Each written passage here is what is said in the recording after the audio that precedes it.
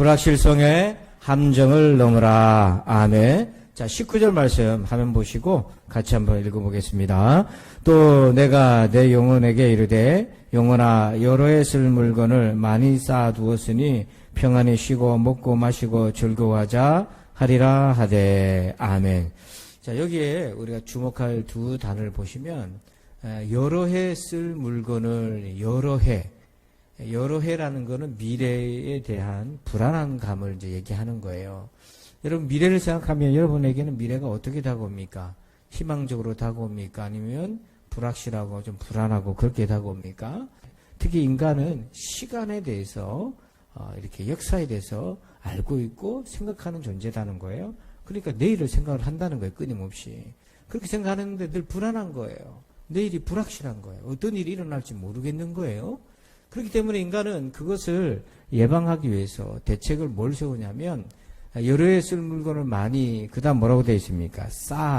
이 쌓는다는 게 뭐냐면 창고를 짓는 거예요. 그래서 창고를 지어서 내가 닥쳐올 앞날이 어떤 일이 일어날지 모르니까 그걸 대비하겠다. 그래야 비로소 평안함을 느낀다. 그러니까 여러분 창고는 자기의 미래에 대한 통제를 자기가 하겠다는 의지입니다. 창고 그러면 누가 생각나냐면 요셉이 생각나는 거예요. 지금 이 부자는 요셉의 창고를 재탕하는 거예요. 인생의 불확실성을 대비하기 위해서. 7년의 풍년이 왔습니다. 그걸 창고에 다 모았어요. 왜냐하면 7년이나 흉년이 오는 거예요. 그 요셉은 그걸 알았기 때문에 대비를 하는 건데 모르는 사람은 어떻게 대비를 합니까? 그러니까 불확실성이 있으니까 좀 있을 때 쌓아두고 창고를 통해서 내 인생의 불확실성을 준비하겠다 하는 겁니다. 이 코로나19가 가져다 준 화두가 뭐냐면 불확실성인 거예요. 앞날이 어떻게 바뀔지 모르니까 다들 불안해하고 그래서 이 불확실성을 대비하기 위해서 뭘 많이 합니까? 현금을 많이 보유합니다. 기업 같은 경우에. 금을 많이 모읍니다. 이런 자금들을 모아서 어떤 일이, 그러니까 창고를 크게 만들어 놓는 거예요. 이미 큰 창고가 있는 사람들은 괜찮은데 창고 없는 사람들은 하루하루가 불안하기 시작하는 거예요. 자, 그런데 여기에 함정이 있습니다. 이 코로나19가 가져다 준 함정이 바로 이거예요. 불확실성에 대해서 사람들이 거기에 다 매달리게 만드는 거예요. 여러분 인생은 어차피 불확실성인 겁니다. 그런데 그보다 더한 것이 있어요. 우리가 준비해야 될 것이 있어요. 그게 뭐냐면 첫 번째 1번 제목 읽어봅시다. 시작. 예측 불가능성을 준비하라. 이런 불확실성하고요 예측 불가능성은 전혀 다른 얘기인 거예요. 예측 불가능성이라는 게 뭐냐면 반드시 오는 겁니다. 오는 건데 우리가 예측이 안 된다는 거예요. 불확실성은 뭐냐면 이게 올 수도 있고 안 올 수도 있는 거예요. 자, 그러면 우리가 준비해야 될 예측 불가능성인 게 뭐냐? 자, 우리 20절 말씀 읽어봅시다. 하나님은 이르시되 어리석은 자여 오늘 밤에 네 영혼을 도로 찾으리니 그러면 내 준비한 것이 누구의 것이 되겠느냐 하셨으니. 아멘. 하나님은 어리석은 자라고 이렇게 얘기합니다. 인생의 불확실성을 창고를 준비해가지고 대비하고 있는 그 사람 보고 이 어리석은 자야. 그런 행동이 미련하다는 거예요. 그게 불확실성의 함정에 빠져있는 자를 향해서 어리석다. 왜냐하면 그보다 더한 또 다른 것이 올 건데 겨우 미래에 대한 앞날에 대한 불안함감을 해소하기 위해 창고에 매달리느냐. 그게 또 지혜라고 생각하느냐. 요셉의 창고의 지혜를 재탕하고 있는 걸 보고 어리석다 하는 거예요. 여러분 도널드 럼즈펠드라고 하는 미국 그 이라크 전쟁 당시에 국방부 장관이 이 불확실성에 대해 세 가지를 얘기했어요. 첫째는 뭐냐면 이 세상에는 우리가 이미 알고 있는 것이 있다. 이미 알고 있는 거 있고, 두 번째는 우리가 모르고 있다는 것을 알고 있는 것이 있다. 근데 세 번째가 있어요. 우리가 모르고 있다는 것 자체도 모르고 있는 것이 있다. 여러분 오늘날 이번에 많이 해당이 될 겁니다. 우리가 모르고 있다는 것을 알고 있다. 앞날이 어떤 일이 펼쳐질지 모르니까 그거는 우리가 알고 있다. 근데 세 번째가요, 모르고 있다는 것도 모른다. 그게 뭡니까? 누가복음 12장 40절 보니까 그러므로 너희도 준비하고 있으라. 그 다음 뭐라고 돼 있어요? 생각하지 않은 때에 인자가 오리라. 생각하지 않은 때라는 거는 예측 불가능한 거예요. 생각할 수도 없는 거예요. 예수님이 언제 오실지. 근데 인자가 오리라. 이 말은 하나님의 심판이 이루어진다. 여러분 하나님의 심판은 확실합니까? 불확실합니까? 그런데 예측이 가능합니까? 불가능합니까? 예측이 가능합니까? 언제 주님 오실지 가능합니까? 불가능합니까? 불가능한 거예요. 그러니까 여러분 불확실성은 이게 올지 안 올지 모르는 겁니다. 그게 불확실성이고 예측 불가능성이라는 게 뭐냐면 예수님은 반드시 오십니다. 주님은 반드시 심판하십니다. 근데 그날 우리는 알 수가 없어요. 이걸 준비를 해야 되는 거예요.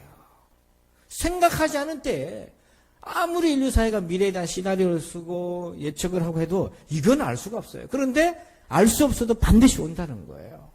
그래서 코로나19가 가져다 준 함정이 뭐냐면 모든 세상 사람들이 어디다 다 매달리게 만드냐면 불확실성에 매달리게 만들어요.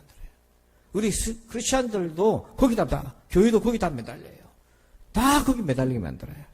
그런 가운데 우리가 진짜 준비해야 될 거, 참고 짓고 불안한 내일을 준비하고 있고 요셉의 지혜를 재활용하고 있는 우리에게 어리석다. 지금 그게 아니야, 지금 그게. 주님이 생각하지 않을 때 온다고요, 우리 인생에. 하나님의 심판이 예측 불가능성이지만 반드시 온다는 거예요. 이걸 준비하라는 거예요. 그래서 여러분, 불안할수록 미래에 대한 불안감에 빠지지 말고 하나님의 심판을 준비하시기 바랍니다. 두 번째는요, 2번 점을 봅시다. 시작. 또 다른 미래를 준비하라. 자, 우리 17절 읽어볼까요? 심중에 생각하여 이르되 내가 곡식 쌓아둘 것이 없으니 어찌할까 하고 참 사치스러운 염려를 하고 있는 거예요. 풍년이 돼가지고요, 대박이 났어요. 근데 그 곡식을 쌓아둘 창고가 없어. 그러면 어떻게 됩니까, 그 곡식이? 썩든지 도둑 맞든지 다 뺏기든지 그렇게 되잖아요. 이 걱정을 하고 있어요. 우리도요, 장사 잘 돼가지고 야, 이 돈 넣을 주머니가 없다, 야. 얼마나 사치스러운 걱정입니까? 그런데 성경은 뭐라고 얘기하냐면 이 걱정 자체가 정말 허망한 거예요. 누가복음 12장 15절에 그들에게 이르되 상과 모든 탐심을 물리치라. 사람의 생명이 그 소유에 뭐한데 있지 않는다? 그러면 이게 무슨 말이냐면 우리는 그렇게 생각하잖아요. 소유가 넉넉해야 인생이 살맛나지. 그래요. 맞아요. 육신적 생명이 있어요. 근데 여기서 소유가 넉넉하다고 해서 사람의 생명을 담보할 수 없다. 이 말은 뭐냐면 소유로 해결 안 되는 사람의 생명이 있는 거예요. 그게 영적 생명이라는 거예요. 그러니까 우리에게는 두 가지 차원의 미래가 있는 겁니다. 육신적인 미래가 있는 거예요. 내일 내가 뭘 먹고 살지, 노후에 내가 어떻게 살지, 그런 육신적인 미래가 있는데 모든 사람들이 이 코로나19에 앞으로 뭘 먹고 사나 전부 여기에 지금 이제 몰두하게 됩니다. 경제가 어려우니까. 그러면서 우리에게 우리의 생명의 진짜 미래를 준비하지 못하게 그리로 자꾸 시선을 빼앗는 거예요. 그러나 성경은 뭐라고 얘기합니까? 히브리서 9장 27절에 한 번 죽는 것은 사람에게 정해진 것이요. 그 다음 뭐라고 돼 있어요? 그 후에는 뭐가 있어요? 여기 그 후에는 이게 중요한 거예요. 여러분 요즘 이런 말 유행하잖아요. 포스트 코로나. 포스트란 말이 뭐냐면 이후라는 뜻이고요. 포스트 코로나는 코로나 이후 시대를 준비해라. 지금 코로나는 이게 치유가 안 된다. 해결이 안 된다. 우리가 격리하고 약 나온다고 해서 없어지지 않고요. 계속해서 생기잖아요. 이게 우리가 이제 살아가야 돼. 인류가 코로나랑 같이 살아가야 될 건데 그런데 이제 교회도 그렇고 일반적으로도 교회만 생각하면 예전처럼 돌아가기 어렵다. 여러분 지금처럼 어제 보니까 러시아 선원들이 한 17명 확진돼가지고 부둣가에 정박해 있던 러시아 선원들이 그리고 그 사람들 한국 또 이 부둣가의 노동자들하고 접촉하고 이게 지금 부산에 지금 뚫린 거잖아요. 자, 이런 상태입니다. 이번 주일날 결석할 사람이 더 많을 수도 있어요. 집에서 자녀들이 가지 말라 할 수도 있어요. 자, 이 상태가 지속된다면 예배도 우리 지금 이 상태로 계속 가는 거예요. 자, 이게 이제 2달, 3달 끝나 6개월 하면 끝나는 게 아니라 1년 가고 2년이 갈 수도 있는 거예요. 그런 사이에 사람들은 이게 적용해버리는 거예요. 적응해서 점심 먹고 오후 예배하자 이게 안 될 수도 있고요. 되더라도 일부 열심히 있는 사람만 하고 다들 이제 그거 자체도 밥하는 것도 힘들어질 것이고 수요예배, 금요예배 다 그럴 거예요. 이 모든 것들이 다 위축되는 겁니다. 그러니까 그래서 이 코로나 이후는 지금 이전과는 다른 양상이 펼쳐지기 때문에 우리가 그걸 준비해야 된다. 그래서 전부 다 포스트 코로나 이걸 외쳐요. 물론 맞습니다. 이거 준비해야 돼요. 기업도, 교육계도, 가정도, 교회도 마찬가지예요. 그런데 전부 포스트 코로나 몰두하다가 우리가 죽음 이후에 그 이후에 하나님의 심판에 대해서 또 넉넉히 앉아 있는 거예요. 여러분 우리가 어차피 불확실한 거는 당연하게 이 세상은 불확실한 세상이지만 진짜로 우리가 준비해야 될 것은 그 이후라고 하는 것입니다. 여러분 우리가 인생이 화살처럼 지나가잖아요.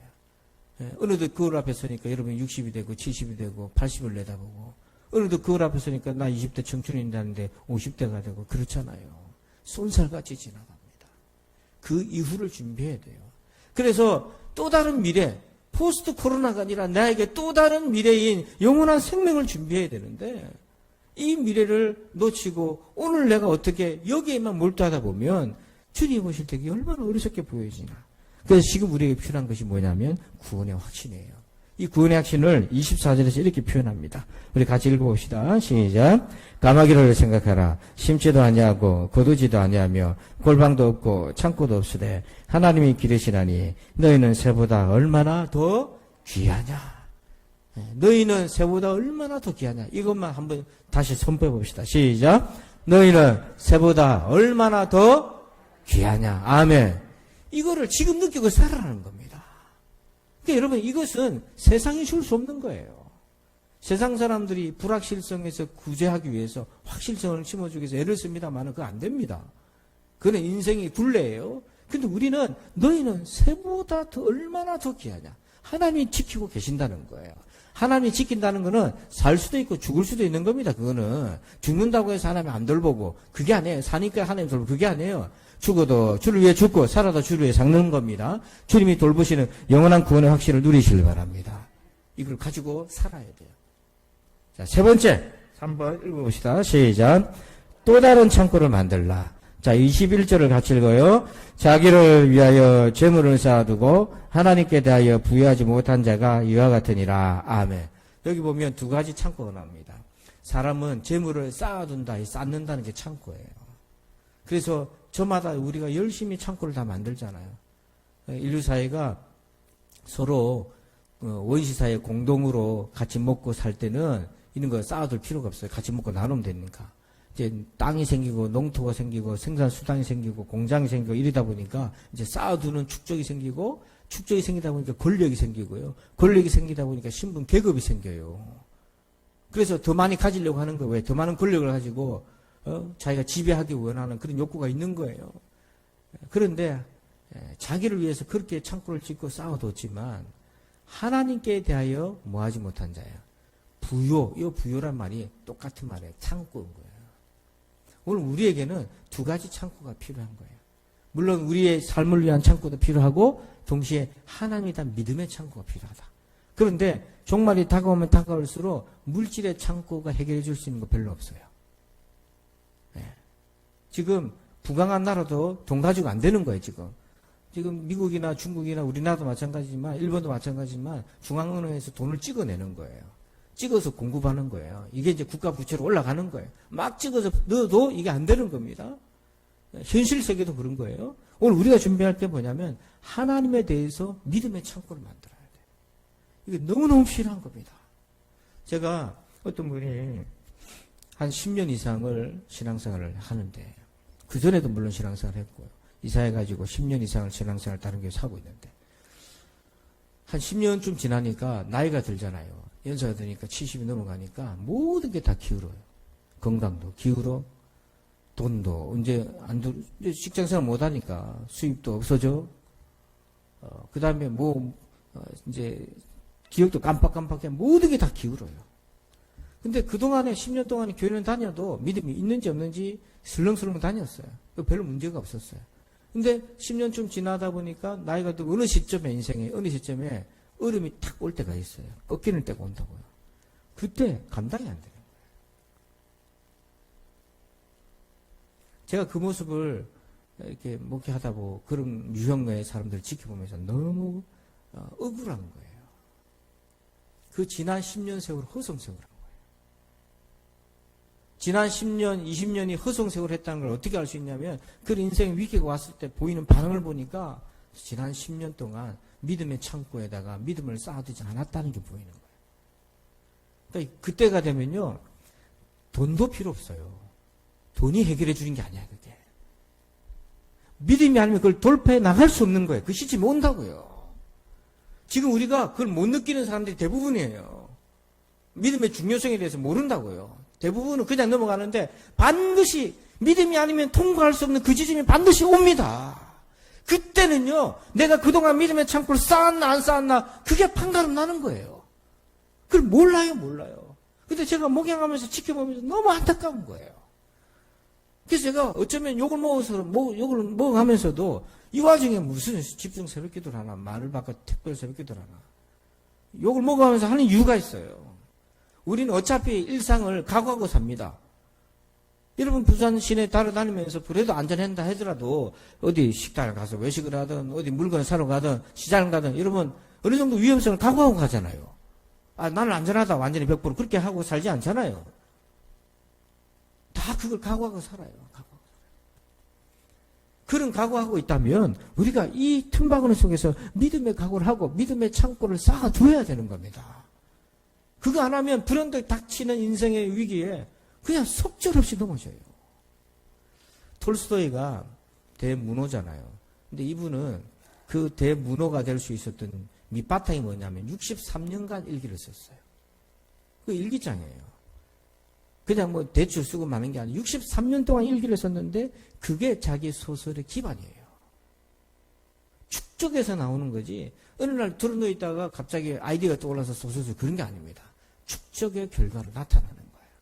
신앙도 축적이 돼야 돼요. 여러분 아브라함이 어느 날 하나님이 준 이삭을 또한 하나님이 또 배로 뺏어가요. 바치라고. 근데 이때가 만약에 아브라함이 70세 때 이제 부름을 받고 우리 식으로 얘기하면 예수 믿게 됐는데 이때가 이제 100세가 넘었을 때 아닙니까?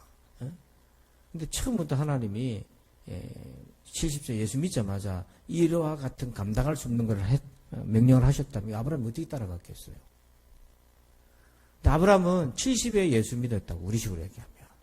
그런데 30년이 지나서 하나님이 주신 그 귀한 생명을 하나님이 바치라고 했을 때 두말 없이 그를 데리고 가잖아요. 이 아브라함의 믿음이 그냥 뚝 떨어진 게 아니에요. 70부터 늦게부터 시작했지만 꾸준하게 굴곡은 있었어도 꾸준하게 축적되어 온 결과로서 어느 순간에 이런 믿음이 나타난 거예요. 70에 믿었어도요. 그래서 나중된 자가 먼저 되는 거고요. 먼저 된 자가 나중 되는 거예요. 순서가 없는 거예요. 우리 믿음이 얼마나 축적되어 오는가.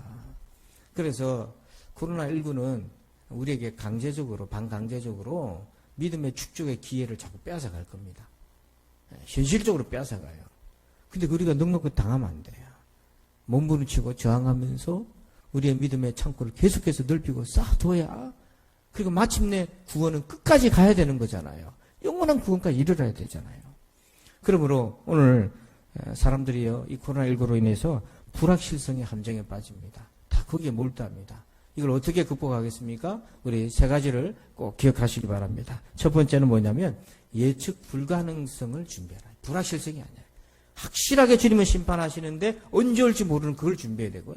두 번째 또 다른 미래를 준비해야 돼요. 사람의 생명은 육신의 창고에 있는 게 아니래요. 믿음의 창고를 준비하시고 마지막 세 번째 우리에게는 믿음의 창고를 준비해서 어떤 환난이 와도 어려움이 와도 이겨나갈 수 있는 그날을 오늘 준비하는 저와 여러분 되길 주의 이름으로 축원합니다.